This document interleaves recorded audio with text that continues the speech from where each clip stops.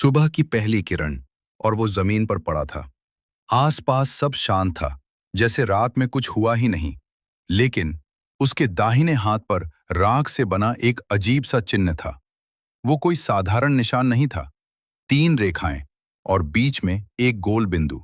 उसे याद आया, वो हाथ जो उसके हाथ को छूने वाला था।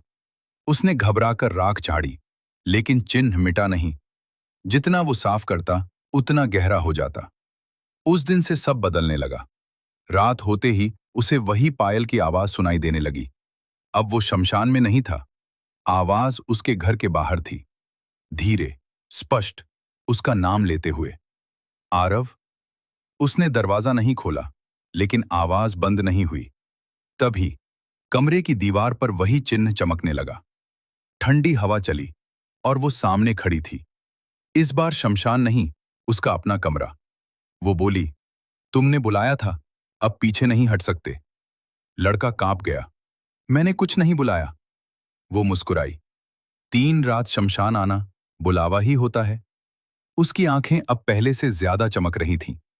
तुम शक्ति चाहते थे, मैं तुम्हें दे सकती हूं, लेकिन हर शक्ति की एक कीमत होती है। कमरे की दीवारें भारी हो गईं, सांस लेना मुश्किल। वो उसके बिल्कुल पास आ गई। पहली शर्त, आज के बाद तुम किसी से नजरें नहीं मिलाओगे। जो भी तुमसे बात करेगा, तुम जवाब नहीं दोगे। 3 दिन तक। अगर नियम तोड़ा, तो तुम्हारी आवाज हमेशा के लिए मेरी हो जाएगी। कमरे की लाइट बुझ गई और जब फिर जली, वो गायब थी। लेकिन इस बार वो सपना नहीं था।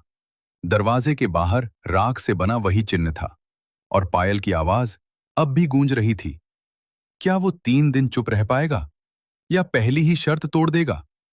और अगर उसने तोड़ दी, तो क्या उसकी आवाज सच में चली जाएगी? अंधकार से सिद्धि तक, अगले भाग में।